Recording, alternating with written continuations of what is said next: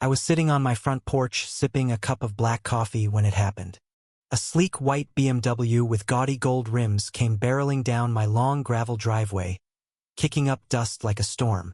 Before I could even set my cup down, a woman in a sharp crimson business suit and high heels stormed out of the car, waving a stack of papers in the air like a victory flag. "You need to vacate this property immediately," she shouted, her voice shrill, cutting through the morning air like a blade. "I bought it fair and square. This ranch is mine now." I blinked, stunned, still half in disbelief. "I'm Samuel Carter, a 60-year-old retired Army sergeant, and this ranch has been in my family for over 120 years. My great-grandfather built this place with his own hands, and the deed sits locked away in the safe inside my house, untouched and indisputable." The woman marched right up onto my porch like she owned the place, completely ignoring the giant, "No trespassing" signs posted all along the fence line. I stood up slowly, my 6 feet 2 inches frame towering over her as I leveled my gaze. "Ma'am," I said, my voice steady and calm, the way they trained us back in the service, "you are trespassing. I suggest you turn around, get back in your car, and leave before this turns into something you'll regret." She actually laughed. A sharp, condescending laugh. "Oh, please," she scoffed, flipping her platinum blonde hair over one shoulder. "You're just some old squatter holding on to land that doesn't belong to you. I already have a buyer lined up. Either you sign these papers or I'll have you forcibly removed." Her arrogance nearly knocked the wind out of me. She slapped the stack of papers down on my porch railing, jabbing a manicured finger at them. "I'm being generous by offering you a relocation fee," she added, her voice dripping with false kindness. "Otherwise, the HOA will step in and handle this." And just like that, I understood. She wasn't just some overeager realtor. She was tangled up with the homeowners association that had sprung up across the highway, where a slick developer was snatching up every ranch and farm they could get their hands on to build luxury condos and a golf course. But my ranch? My ranch was not part of their plans. It never had been, and it never would be. I leaned closer, just enough to catch the sickly sweet scent of her expensive perfume, and I made my position very clear. "Get off my land." Her face flushed bright red. "You'll regret this," she hissed before stomping back to her BMW. Tires spun, rocks flew, and she disappeared down the driveway in a swirl of dust. I stood there long after she was gone, staring down at the so-called purchase agreement she'd left behind, my hands clenched into fists. This wasn't over. Not by a long shot. The ranch had always been my refuge. After 22 years in the Army, after seeing the worst this world could throw at a man, all I wanted was peace and wide-open skies. My neighbors understood that. Most of them were old-timers like Mephics who knew that land wasn't just real estate. It was history. Blood. Sweat. Memory. But the idea that some high-heeled city slicker thought she could bully me out of my home with a luxury car and a forged contract. It boiled my blood. I scooped up the papers, took them inside, and locked them in the safe right next to the deed. If she came back, I planned to be ready. Days passed quietly after that, the way I liked it. I stayed busy tending to the cattle, fixing up a chicken coop that a coyote had torn through, and enjoying the cool spring mornings. But peace never lasts when greedy hands are at the door. One afternoon, I was down at the barn repairing a busted water line when I heard the crunch of tires on gravel again. I wiped my hands on my jeans, grabbed my hat, and stepped outside. There she was, back again. Only this time she brought 2 men in dark suits with her.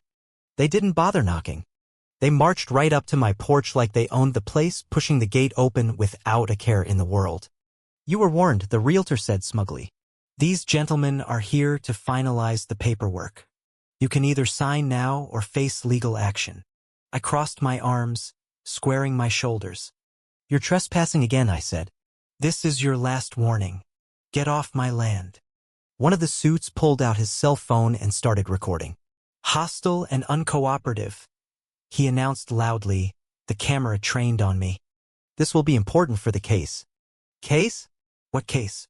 I felt my jaw tighten. They were trying to set me up to catch me on camera looking aggressive so they could call the police or file a bogus lawsuit. But not today. I took a deep breath, steady and slow. "You want a case?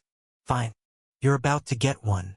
I pulled my own phone from my back pocket and started recording them right back. Their expressions shifted just slightly. This is private property, I said clearly into the camera. I have the legal deed. You are trespassing under state law. Leave now or this footage goes straight to the sheriff's office. The realtor's smile faded for the first time. One of the suits leaned in, whispering urgently into her ear. But she wasn't ready to give up. You're making a mistake, she hissed. We'll see about that, I replied. They turned to leave, but not before the realtor spitefully kicked over one of the flower pots by the porch, sending dirt and petals scattering across the steps. I didn't say a word. I just watched them drive away, the knot of tension in my gut tightening. I knew this wasn't the last time I'd see them. And the next time? They wouldn't come alone. 3 days later, just as the sun was setting and the fields glowed gold under the wide Texas sky, I heard the unmistakable rumble of multiple engines coming down the drive. Not 1 or 2 but 4 black SUVs, moving like a convoy on a mission. The doors popped open and out spilled at least a dozen people. Some in suits, others in reflective construction vests, clipboards in hand. And at the center of them all was the realtor, strutting like a queen bee. Good evening, she chirped. That same plastic smile stretched across her face. We're here to begin the inspection. I laughed, not because it was funny, but because the absurdity of it was too much. Inspection of what? I asked. Of my property, she said brightly. Per the contract, we're authorized to inspect the premises before closing. Closing? Contract? Lady, you've got rocks in your head if you think I'm selling this land. They ignored me. The suits spread out.